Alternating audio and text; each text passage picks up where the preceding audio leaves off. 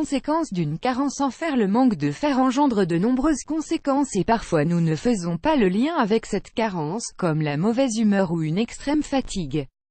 Bien que l'élément marquant le plus important d'un manque de fer soit l'anémie, ce problème engendre davantage de problèmes qui méritent d'être connus.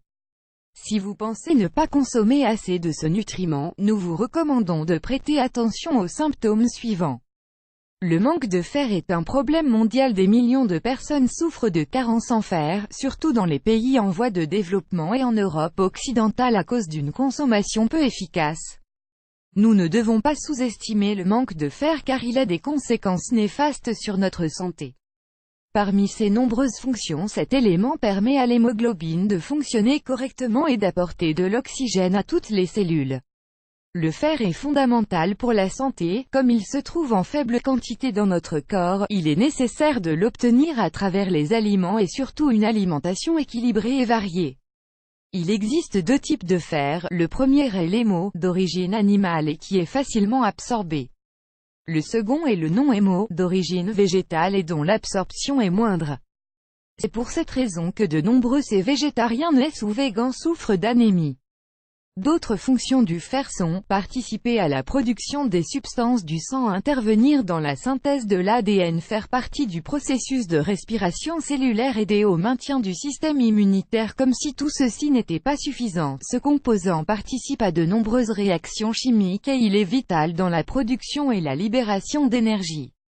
Pour savoir si nous manquons de fer, nous pouvons réaliser une analyse de sang. Les valeurs normales chez les hommes adultes se situent entre 80 et 180 UG/dL, chez les femmes adultes entre 60 et 160 UG/dL, chez les enfants entre 50 et 120 UG/dL, chez les bébés de moins d'un an entre 100 et 250 UG/dL. Si, au contraire, les niveaux sont supérieurs à la moyenne, cela peut être dû à des maladies comme hémochromatose, hépatite, anémie hémolytique, intoxication par le fer. De la même manière, dans certaines circonstances ponctuelles, les valeurs peuvent descendre: grossesse, dénutrition, cancer, perte chronique de sang, hyperménorrhée chronique. Conséquence du manque de fer. Nous pouvons prêter attention à certains signaux que nous envoie le corps pour nous alerter d'un manque en ce nutriment essentiel.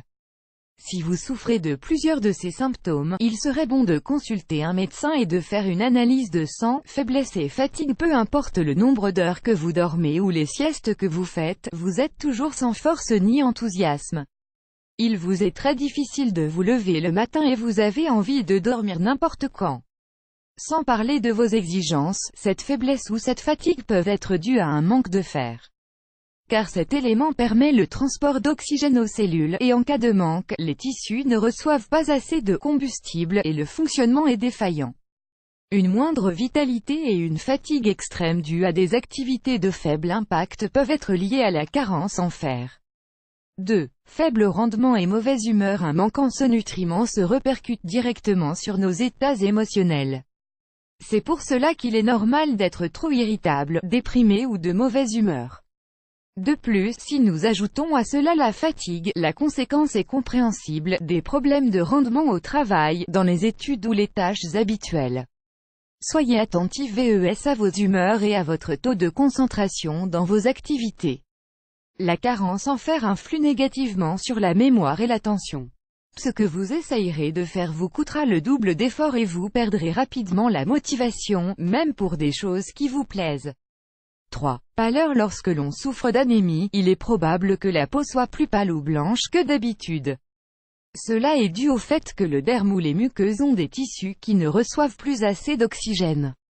Certaines personnes peuvent présenter une couleur blanchâtre sous les yeux, à la naissance des cils. 4. Maux de cœur et nausées. L'une des conséquences du manque de fer est le déficit en oxygène reçu par les cellules, ce qui provoque des nausées continuelles. De plus, on peut ressentir une sensation de manque d'air en essayant de respirer, avec des inhalations plus rapides et plus fréquentes, polypnée. Dans des cas plus graves, les personnes ne consommant pas assez de ce nutriment peuvent s'évanouir ou perdre connaissance à n'importe quel moment de la journée, présenter des bourdonnements dans les oreilles ou souffrir de l'hypothymie. 5. Palpitations. Les battements rapides du cœur qui se produisent quand nous ne faisons aucun effort ou exercice peuvent être liés à une carence en fer. Quand le sang ne circule pas dans les bonnes conditions, le système cardiaque doit faire davantage d'efforts pour le propulser de nouveau vers chaque organe. De plus, on peut présenter de la tachycardie, de l'arythmie voire même un infarctus aigu du myocarde. 6. Fragilité des ongles et chute des cheveux. Quand les ongles se cassent facilement, sont peu épais et ont des marques blanches près des cuticules, cela peut être dû à un manque de fer. Dans le cas de la chute de cheveux, cela est dû au sang qui arrive à la tête avec peu d'oxygénation et qui ne nourrit pas les follicules pileux.